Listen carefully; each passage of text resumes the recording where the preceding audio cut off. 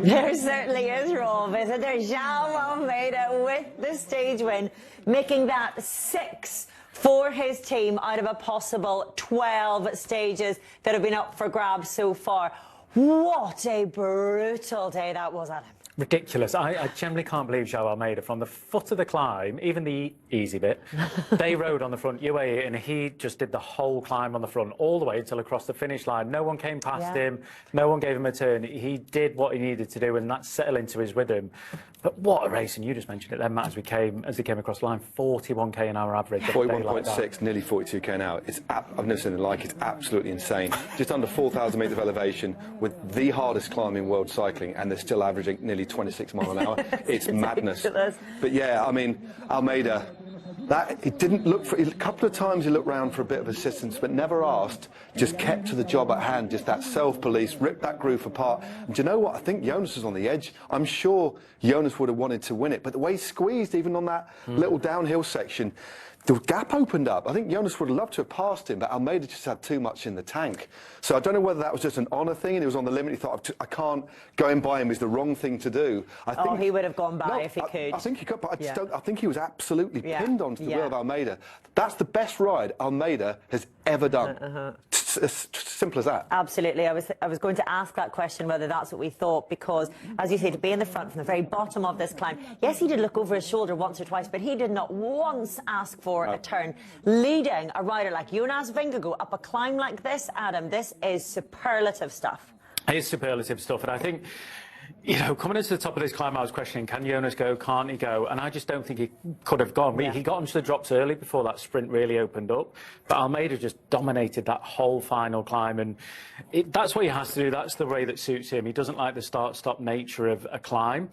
Even with the gradients what they were, like, Jonas didn't even look to come round him once. He didn't even look like he could come round him once. Maybe he could have, maybe he couldn't, but it says a lot about the pace that Almeida was setting when Jonas Vingegaard isn't even attempting to come past you once on that climb. So yeah, chapeau Almeida. Do you know, we have talked about Almeida's potential an awful lot and what he can do in a Grand Tour.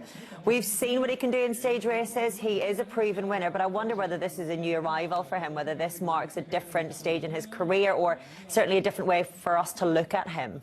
Yeah, I agree. We've never seen him ride as strongly as that before. I think it does. We're going to look at him in a slightly different way. And I tell you what, Visma Lease bike are going to be looking at him in a slightly different way. When you look back at we know how good Jonas is in the TT. Okay, stripping away we've still got more mountaintop finishes to come. Long way to go in this race still. But we've got that flat TT, and I think Almeida could possibly take more time out of Jonas there. So I think the perception of Almeida now is a slightly different one, because I expected Jonas to win solo today. I did not expect him to not be able to respond to the pace that was being set. And we don't get a lot of giveaways from Jonas in terms of his facial expression, but he was just breathing a little bit heavier. There was just a slight tension in his face. He was at or near his limit, wasn't there? You know, I was just trying to look, you know, just trying to get signs. It's hidden behind those Oakley sunglasses where we saw the full face of Almeida, didn't we? Yeah. Sorry, just very quickly, I'm just seeing on a screen here our general classification after all of that. And João Almeida is still in second, 46 seconds. Tom Pidcock is still in third. Wow, okay. He's at 2:18. I think it was Hindley now in fourth at 3 minutes, but it's disappeared off my screen. I'll bring that to you in just a moment. But, I mean, that is, I've got goosebumps just seeing that with Tom Pidcock, because that was an incredibly challenging day for him, and he managed to hold on so well. I'll bring you the GC, because we want to bring you some live reaction as well from on the ground. We've got Andrea Burton standing by for us. But look at this. João Almeida now in 46 seconds, so he's made 4 seconds back after all of that effort. Tom Pidcock still in third, 2 minutes and 18 after the Angleroo. Jai Hindley, what a performance from the former Giro winner today. He is now sitting at 3 minutes. Tom Pidcock, we are talking about this being the ride of João Almeida's career. For someone who wasn't able to make time today, for whom this was never going to be a realistic target for a stage win, you've got to be incredibly impressed by Tom Pidcock today, Matt. I mean, I kind of wish we'd had live cameras in the studio, in the Breakaway studio here, because, like, okay, we're a little bit invested because, you know, this is a British show. To see the way that Tom rode was actually powerful. It's emotional. Yeah. But he rode it smart as well. Riccatello went away. We saw Gall ride away. But then I don't know what was going on in his ear, but he was clearly measuring his effort.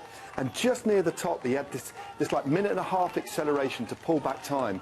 And the last part, the steepest part of that climb, he actually took a little bit of time back on the leaders. So got dropped early on, but just rode his own race. And we were talking about it before. This climb takes no prisoners.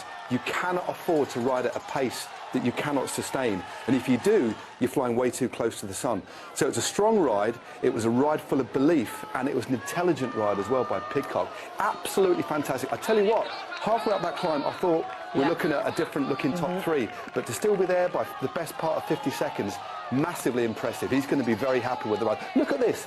Turning himself inside out to get back in contact with these two. Let's not forget, this is a rider who has never finished top 10 in a Grand Tour before, and that's not for the want of trying. He has come in competing for the general classification. We are 13 stages deep. We've just completed one of the toughest climbs in professional cycling, and he now sits 42 seconds ahead of a rider who has won a Grand Tour before, Jai Hindley. That is hugely impressive stuff. I feel like we're seeing something new from Tom Pidcock every single day. Yeah, I think, you know, with Tom, I think it's all about consistency through this race. And for me, he's been consistent. I did expect him to be further up than what he was today. But if that's a bad day for Tom, which is still a very, very good day for him. So I think where he's sat now, he can take massive confidence in this race going forward, because that climb is such an unusual one. There's nothing like it. There's nothing like it for the rest of this race.